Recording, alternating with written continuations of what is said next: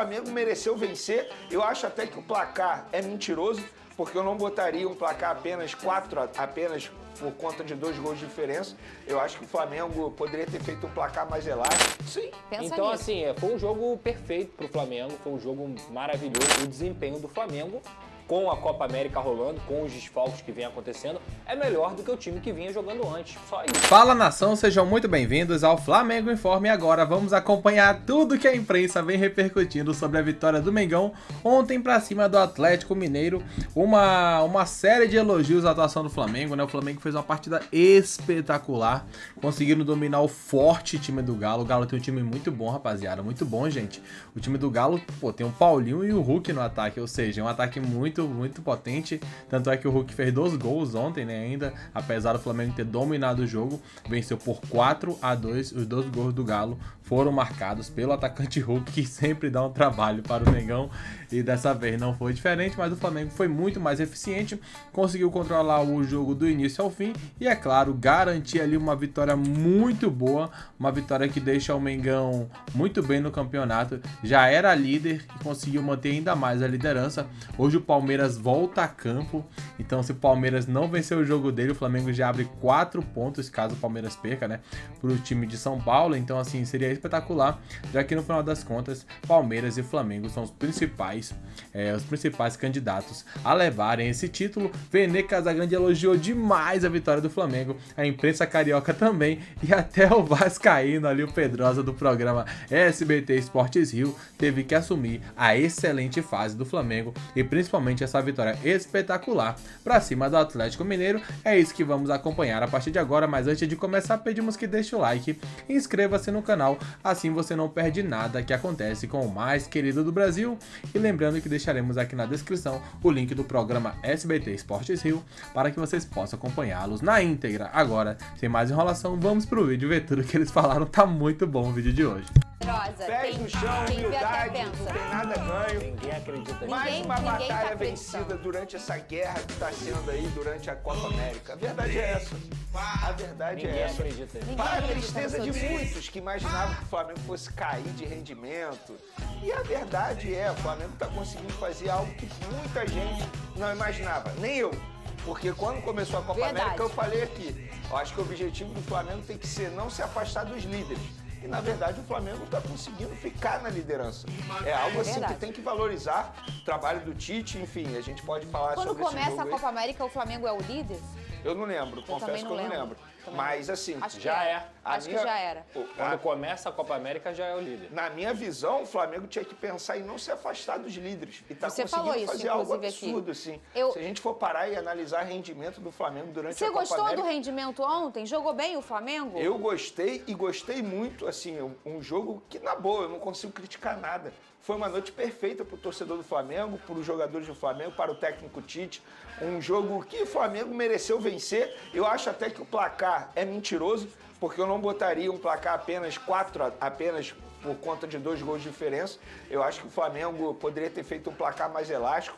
Brinquei aqui no momento da transição, acho que a arbitragem errou feio, porque pelo menos 2 pênaltis não foram marcados para o Flamengo. E Daqui foi a uma pouco noite... a Nadine vai falar sobre isso. E foi uma noite, assim, especial, porque a gente pôde ver o Carlinhos fazendo o primeiro gol dele com a camisa do Flamengo. Ele estava substituindo nada mais, nada menos que o atacante Pedro, que é o artilheiro do futebol brasileiro no momento, e ele conseguiu homenagear a mãe dele, que infelizmente acabou falecendo há cerca de 15 dias. A gente pôde ver o Wesley novamente fazendo uma ótima partida, um Ayrton Lucas fazendo um golaço, um jogador que estava em baixa com a torcida do Flamengo. E eu também não posso deixar de elogiar o Luiz Araújo. Foi uma partida, assim, absurda do camisa 7, tanto taticamente quanto também desempenho, porque se a gente for parar e analisar, ele deu uma assistência, novamente, se eu não me engano é a 7ª dele na temporada, ele ajudou no segundo gol do Flamengo, porque ele inicia a jogada e toca para o Wesley, aí o Wesley finaliza, a bola bate na trave e o Carlinhos mostra oportunismo, e novamente o Gerson comandando o meio de campo do Flamengo. De fato, o que o Gerson vem fazendo na ausência dos principais jogadores do meio de campo é algo absurdo, assustador, tá jogando muita bola. E o setor defensivo do Flamengo, embora tenha tomado 2 gols, mas foi uma boa atuação tanto do Fabrício Bruno quanto do Davi Luiz. E o Bruno Henrique, querendo ou não, que é um jogador que estava sendo criticado, fez 2 gols. Essa é a diferença de um jogador que é decisivo. Ele pode estar vivendo um momento ruim e ele sabe disso, que a gente percebe durante os jogos. Mas foi lá, foi decisivo novamente, diante de um adversário extremamente difícil e fez 2 gols. Então, o que eu posso fazer aqui nesse momento, aplaudir os jogadores do Flamengo pela atuação ontem. Ô, Lucas Pedrosa, já a gente vai ter a Nadine comentando essa polêmica dos pênaltis. Eu quero saber, vocês gravaram com a Nadine em relação à entrada no meu Gregory? Ah, não! É, Lucas Pedrosa, a Flapress vive eternamente neste programa. Mas eu vou fazer análise depois, daqui a pouco eu faço. Tem também Lucas Pedrosa feliz. Aí a gente pega. Beleza. Lucas Pedrosa feliz por causa de Vasco da Gama. Eu também tô feliz. Já tem Paquetá, que não é a Ilha, é o Lucas. Será que ele vem pro Flamengo ou não? O povo tá animado. Ô, Pedrosa, a gente trouxe um recorte muito importante do Gerson nessa fase aí, Copa América, que foi tão debatido nesse programa dos desfalques, como ele assumiu uma liderança e uma liderança principalmente técnica, né? E tem gente que não acha nota 10 o Luiz Araújo. Tem gente que diz que é um tanto faz. Eu não sei, não fica no meu time. Vocês acham nota 10 o Luiz Araújo? Não, nota 10 não, mas... Nota 9,5. Ah, então todo mundo aqui não acha ele nota 10. Gente, 9,5 não tá bom? Mas eu não acho ele 9,5. Se a minha filha chega com a prova 9,5, eu abraço ela. Eu não acho ele um dos jogadores que mais desempenham com a camisa do Flamengo em 2024, sem dúvida alguma. Todas as vezes que ele foi exigido, na maioria delas ele conseguiu corresponder. Mas na última temporada, quando o Flamengo não estava bem, ele também tinha um destaque. Gente, é um excelente jogador. E é por isso que o Flamengo pagou o quê? 50 milhões de reais por ele? 9 milhões de euros. Praticamente 50 milhões de reais. Então, é um atleta de alto nível, que já sai do São Paulo aqui jogando muito bem, vai pro futebol francês, se eu não me engano, e passa pela MLS. Ontem o Flamengo demonstrou mais uma vez a força do seu elenco. Eu acho que você tem o Léo Ortiz jogando a bola que ele vem jogando. Para mim é melhor do que até os primeiros volantes do Flamengo reservas.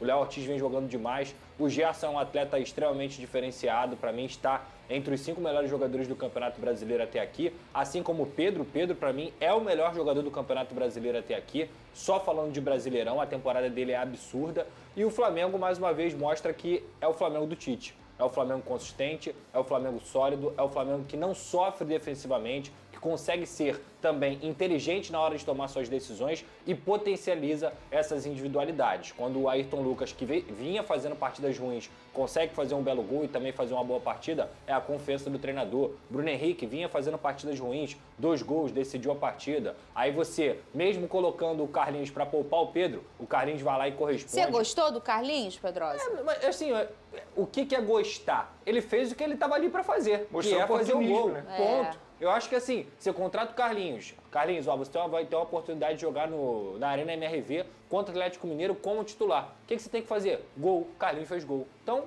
eu vou cobrar o quê do Carlinhos? Claro que eu gostei do Carlinhos. Muita personalidade. Pensa nisso, Exatamente. Sim. Pensa então, nisso. assim, foi um jogo perfeito pro Flamengo. Foi um jogo maravilhoso contra um adversário, teoricamente, que seria direto, mas não está sendo, porque faz uma campanha horrorosa na Arena MRV, o Atlético Mineiro, e o Flamengo não tem nada a ver com isso, aproveitou, atropelou, uma vitória muito merecida. E Pedrosa, você que gosta de dizer que o Flamengo é mais vertical nesse momento... Esse Flamengo... Pega o segundo gol do Flamengo, ontem. A bola é trabalhada praticamente com todos os jogadores, e eu lembrei do Pedrosa ontem quando eu vi o replay do gol. Falei, é um gol de um Flamengo totalmente vertical. Perfeito. Esse Flamengo é muito mais vertical, e eu lembrei de você. Esse Flamengo é melhor do que o outro, Vene.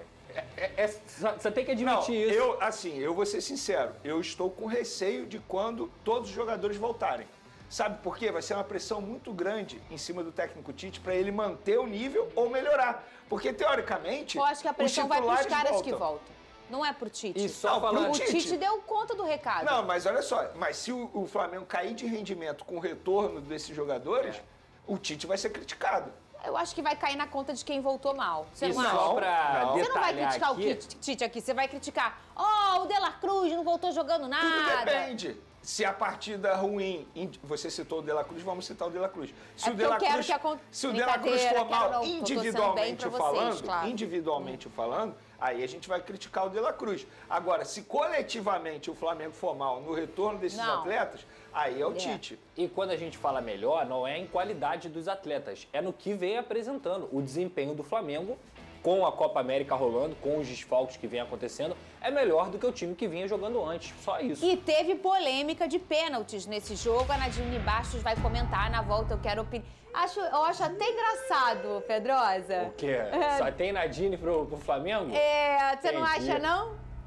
Vai, Rodô. Mas foram dois, né, gente? Boa tarde, Fernanda, Benê, Pedrosa. Boa tarde a todos. Tivemos lances polêmicos no jogo do Atlético Mineiro e Flamengo, começando pela marcação do pênalti por recomendação do árbitro de vídeo.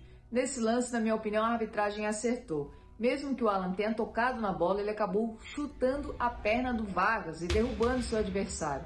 Na minha opinião, a arbitragem acertou na marcação da penalidade. Porém, o que gera muitas reclamações, de fato, é a falta de critério da arbitragem, porque tivemos um lance muito parecido a favor do Flamengo, onde gerou muitas reclamações, pois nesse lance o árbitro de vídeo não recomendou a revisão. Na minha opinião, o pênalti deveria ter sido marcado, porque eu entendo que o Otávio acabou sendo imprudente e derrubando o Eric Pulgar dentro da grande área. Na minha opinião, o árbitro de vídeo deveria ter recomendado a revisão do lance para a marcação da penalidade nessa jogada também. Gente, eu não aguento mais. Juro pra vocês. E tá caro o Botox. Vocês não fazem, vocês não sabem o valor. Pra ficar gastando meu Botox toda hora com essa arbitragem. Toda rodada, a Nadine já praticamente participa aqui todo dia. É a mulher que mais trabalha no Brasil. Não é possível, Mas olha só, gente. esse árbitro aí, o que falta pra CBF mandar Eu esse não árbitro sei. pra reciclagem? Porque é isso que eles fazem. Ano passado, ele já tinha errado contra o Flamengo quando ele não deu um pênalti no Flamengo e Palmeiras, em cima do Everton Ribeiro, um pênalti absurdo. Absurdo. Aí na última rodada, ele errou feio também no jogo Vasco-Botafogo, quando ele não expulsou o Hugo Moura. E aí, de presente, após ele errar feio nesse jogo, de presente ele ganha a arbitragem de um jogão como esse, Flamengo e Atlético Mineiro. E o que ele fez? Novamente errou. E ele errou de uma forma absurda, gente. A gente não tá falando isso, muita gente não tá falando, porque o Flamengo massacrou o Atlético Mineiro dentro da Arena MRV. Mas se o resultado tivesse sido o inverso, 4-2 Atlético Mineiro, olha a falta que esse pênalti poderia ter feito. E o absurdo nada justifica. Ele deu um pênalti no Alan, que é algo assim, beleza, pênalti, beleza. Mas por que ele não deu em cima do Pulgar? Que é muito mais nítido e claro. Então, assim, parece até que é sacanagem do árbitro. Mas eu sei que não é sacanagem, é porque eles são ruins mesmo. Olha, Pedrosa, e já que a gente está nesse assunto, toda a semana, todo dia a gente fala de arbitragem aqui nesse programa, e eu sempre falo, e aí, o que a gente vai fazer? Vai viver reclamando? Porque pensa, eu fico muito chateada, porque eu vivo desse troço chamado futebol, eu e vocês. E você de casa, provavelmente, para estar assistindo esse programa todo dia, você ama esse troço que muda provavelmente teu humor, tua família, tua vida. E aí você fica nas mãos de 4 caras com blusa fluorescente.